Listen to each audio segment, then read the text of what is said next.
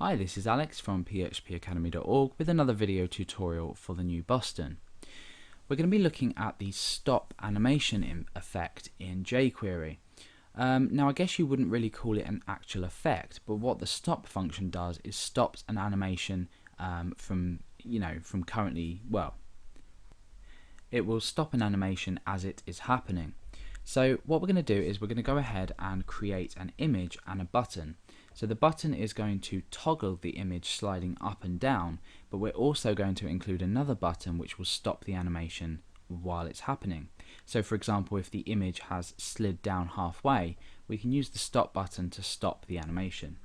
So let's go ahead and create two paragraphs. In the first one is going to be our button. So we have button and a value of start. We'll also give this an ID as well. Let's say ID equals start. We can now create another button quite similarly, but this time it's going to be to stop the animation. So the type is button, the value is stop, and we can give this an ID as well, and that's going to be stop. So now that we've done that, let's go ahead and preview this on our page. We have a start button and a stop button. So let's go down and include the image that we want to toggle. So image source, and that is tartan.jpg. The alt can just be tartan, and we need to give an ID to the paragraph. Now in the last tutorial, when we looked at the slide effect, which I'm going to be using in this tutorial as well, we noted that we can't actually use the slide effect for an image itself. We have to use it in something that surrounds it, and in this case that's a paragraph. So I'm going to give this paragraph an ID of image because we know that there's an image inside of it. So this is what it looks like in the browser. When we click start, the animation is going to take place, and we're going to toggle this using the slide toggle function.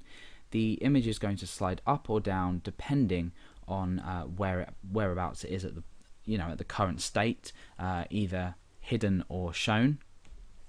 And then stop is going to stop this animation in its tracks. So let's go ahead and create a event handler for this start. So inside of our effects.js file, which we've included in our page, we need to go ahead and create an event handler for this button. So start, this is we're going to say .click, so when the user has clicked, we execute code within a block in this function here. So we've got our function as normal and our block of code, and inside here we want to slide toggle. So we reference the image, remember the image paragraph we created, and we use the slide toggle function to do this. And I'm going to set a time of, let's just give us a chance to click on the button, so 3 seconds. So when we click on the start button, you can see that the image slowly shuts. Actually, we'll give it 5. So when we click on start, it takes 5 seconds from the bottom to the top, and then when we click start again, it will open back out and slide back down. So that's the slide toggle function. Now stop is going to call a stop to the current animation path. So what we want to do is we want to create another callback function, or sorry, another event handler for the stop button. So let's say #stop.click. So essentially when the stop button is clicked, remember we called the stop button stop just here. When this is clicked, we create a function, or we execute a function, and this is essentially going to reference image, and then we just say .stop. So now that we've called .stop on this, while this slide toggle effect is taking place, we can then click the stop button to stop the effect. Let's go back to our browser and click start. Now that's loading, or that's sliding up. Let's slide it back down again, and this time we're going to press stop before it gets to the end.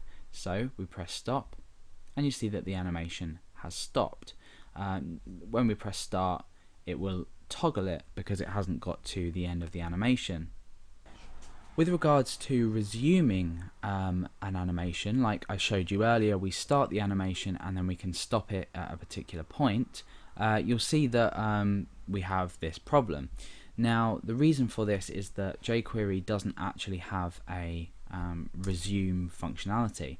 However, there are a variety of plugins that will allow you to do this. So while we can't do it with the original jQuery library, we can get extended plugins that will allow us to do this. So for now, what we've looked at is using the slider toggle function as we did in previous tutorials, but actually using stop to stop any animation, not just this type, while it's being carried out.